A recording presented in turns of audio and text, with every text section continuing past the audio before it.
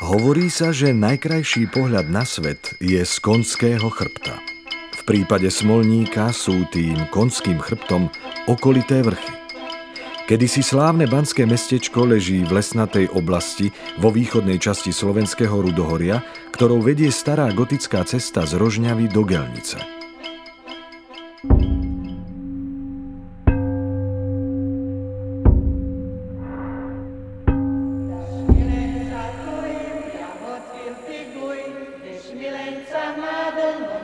V priebehu storočí sa názov obce menil.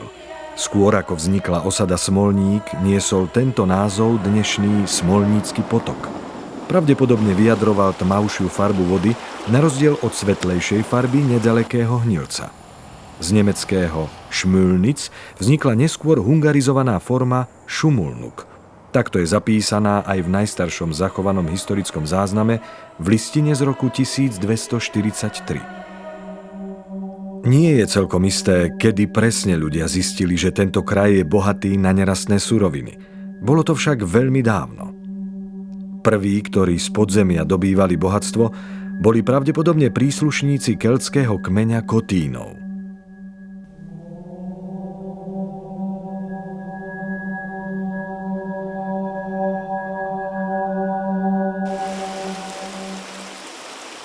Podľa jednej z povestí tu zlato objavili čírou náhodou. Prví ľudia, ktorí sa usadili v údolí, boli lovci.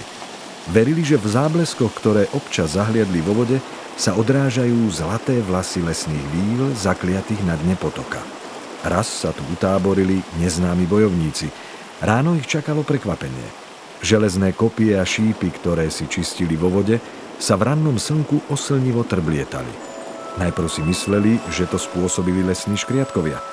Keď však jednému z nich spadol nôž do vody a zmenil sa na zlato, pochopili, že to voda z hlbín všetko mení. Začali hľadať zlato v útrobách zeme.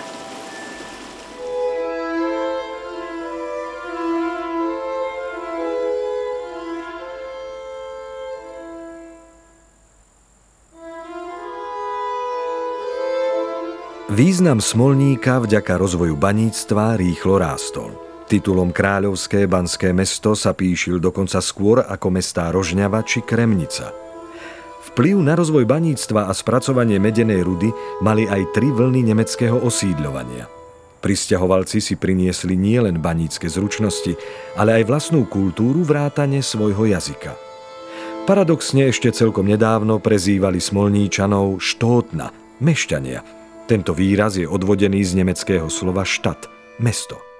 Bolo to najmä preto, že Smolníčania nemali svoj typický kroj ako ostatné okolité obce, ale obliekali sa ako v mestách.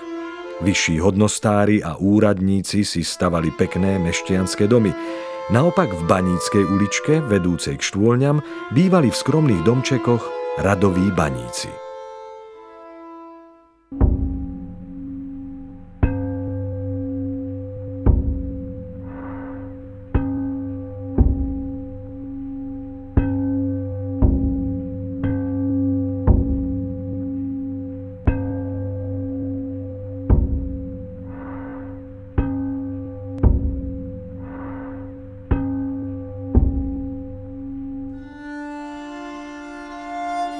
Niekoľko storočí bol Smolník považovaný za centrum banskej správy vo východnej časti monarchie, podobne ako Banská Štiavnica v západnej. V budove na námestí sídlila vrchná banská komora, neskôr v nej pôsobil hlavný banský inšpektorát. Mesto malo aj vlastnú banskú nemocnicu. Rozvoju baníctva pomohli aj viaceré osobnosti. Georg Ernst Mulz de Walda sa stal zakladateľom baníckeho školstva v Smolníku. Prvý banský zameriavač Johann Nepomuk Nikolasi je pochovaný na miestnom cintoríne. Pôsobil tu Christian Targot Delius. Jedno z významnejších období poznačilo účinkovanie bratov Silvestra a Andreja Joanneliovcov, ktorí si smolnícke bane prenajali od grófa Čákyho.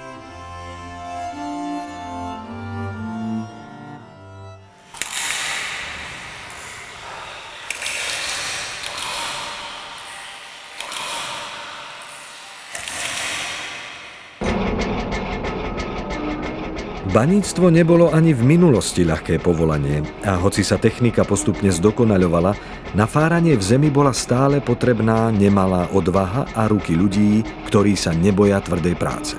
V ťažkých časoch sa rodiny baníkov obracali k Bohu. Aj preto bola priamo v banskom areáli postavená kaplnka svätého Jozefa, zasvetená baníkom. Všetky sakrálne objekty v Smolníku a jeho okolí obsahujú vo svojej výzdobe banícku symboliku.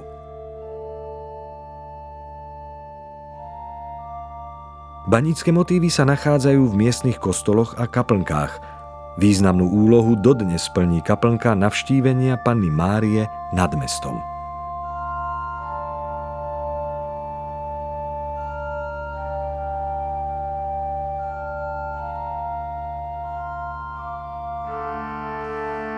Prvý gotický kostol vybudovali v meste v roku 1332. Jeho história bola trochu pohnutá, keďže striedavo patril katolíkom aj protestantom. Po veľkom požiari v roku 1805 ho celý prestavali a zasvetili svätej Kataríne. Autorom oltárneho obrazu je Heinrich Füger, vtedajší riaditeľ Viedenskej galérie.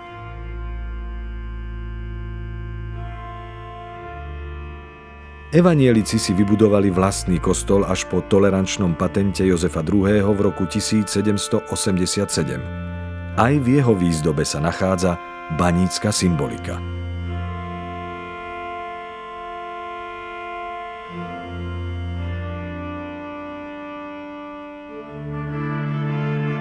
V prudkej zákrute nad Smolníkom stojí na mieste s najkrajším výhľadom kaplnka Panny Márie Pomocnice. Patrí rodine Holmíkovcov. Postavili ju ako poďakovanie za to, že autonehoda v roku 1932 sa na tomto mieste napokon skončila šťastne a Ján Holmík nielenže nezahynul, ale sa ani vážnejšie nezranil.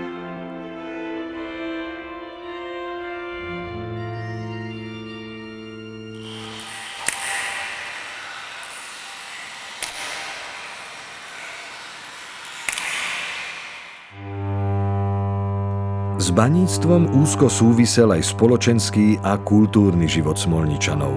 Na námestí dodnes stojí kultúrny dom z roku 1829.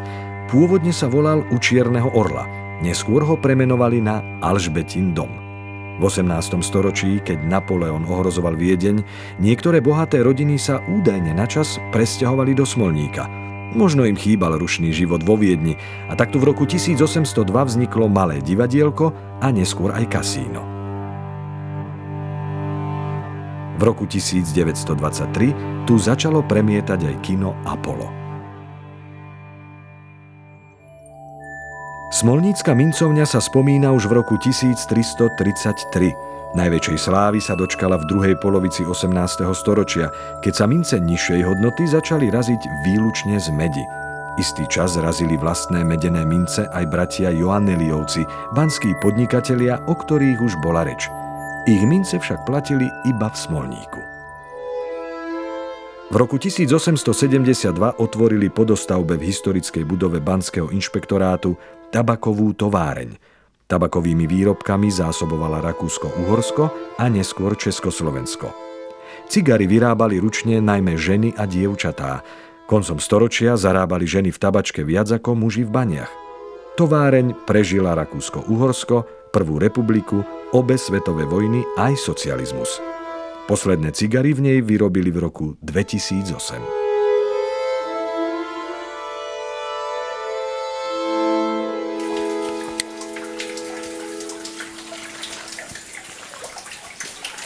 Dnes je ťažké uveriť, že v časoch najväčšieho rozkvetu mal Smolník viac ako 6 000 obyvateľov a bol živým, doslova multikultúrnym mestom.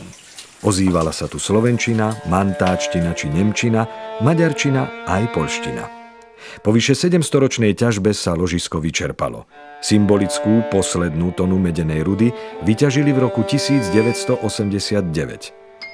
Dnes žije v Smolníku iba 1132 obyvateľov, ale tradícia baníctva tu zostala. Každoročne v septembri sa koná tradičná slávnostná omša, banícka ofera. Bez prerušenia už od roku 1363.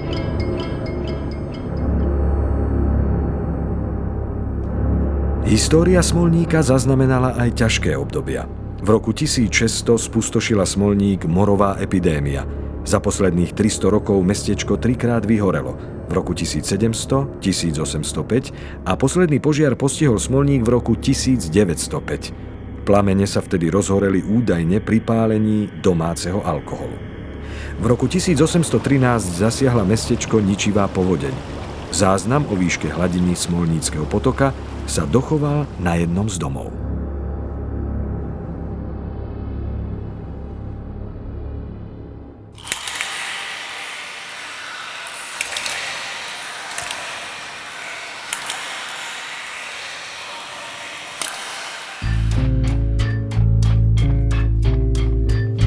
Aj keď je dnešný Smolník už iný, ešte stále ukrýva mnohé tajomstvá. Hovorí sa, že kostol svätej Kataríny na námestí nestojí celkom presne na svojom pôvodnom mieste a v jeho podzemí sa nachádza neprebádaná, veľmi stará kostnica.